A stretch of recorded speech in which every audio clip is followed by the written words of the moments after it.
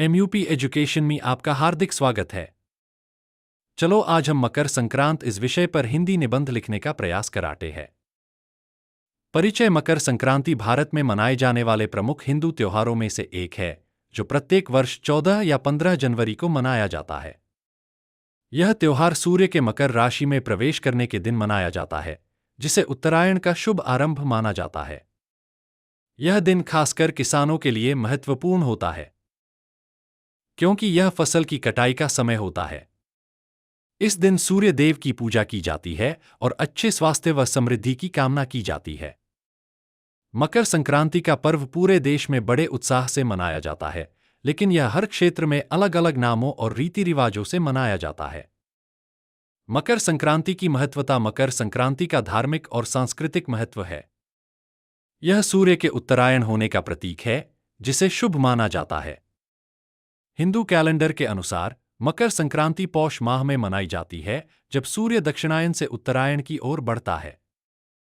इसे एक नए आरंभ के रूप में देखा जाता है, जो जीवन में सकारात्मकता और उन्नति लाने का प्रतीक है। इस दिन खासकर फसलों की अच्छी पैदावार के लिए सूर्य देवता की पूजा की जाती है और किसानों को आशीर्वाद दिया जाता है। समारोह और रीति रिवाज। मकर संक्रांति का पर्व विभिन्न राज्यों में अलग अलग नामों से मनाया जाता है।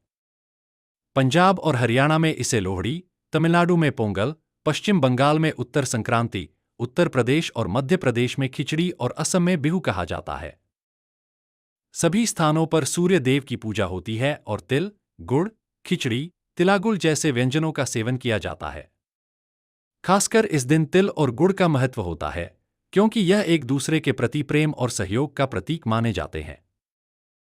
पतंगबाजी और महाकुंभ। मकर संक्रांति के दिन पतंग उड़ाने की परंपरा भी बड़ी धूमधाम से मनाई जाती है। आसमान रंगबिरंगी पतंगों से भर जाता है और बच्चे व बड़े इस दिन का आनंद लेते हैं। कई स्थानों पर पतंगबाजी की प्रतियोगिताएं भी आयोजित की जाती हैं। इसके साथ साथ मकर संक्रांति के दिन पवित्र नदियों में स्नान करने का विशेष महत्व होता है। वाराणसी, प्रयागराज, हरिद्वार और अन्य पवित्र स्थलों पर महाकुंभ और अर्धकुंभ मेला आयोजित होते हैं। इस दिन स्नान करने से पापों का नाश और मोक्ष की प्राप्ति का विश्वास किया जाता है। खाने पीने की परंपरा। मकर संक्रांति के दिन विशेष रूप से खिचड़ी बनाई जाती है, जो नई फसल से तैयार होती है। खिचड़ी में विभिन्न प्रकार की सब्जियां डाली जाती हैं और इसे परिवार के साथ मिलकर खाया जाता है।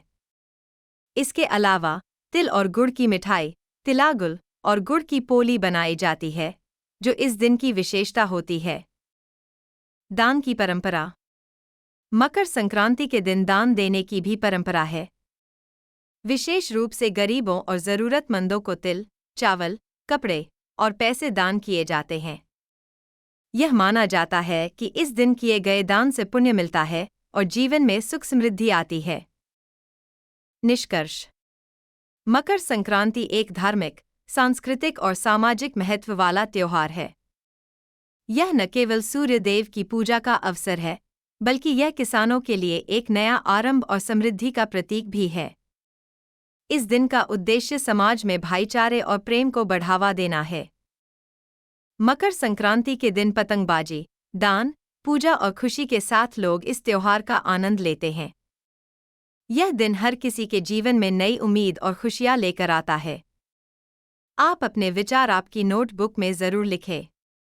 फिर मिलेंगे एक नए विषय के साथ। तब तक के लिए धन्यवाद।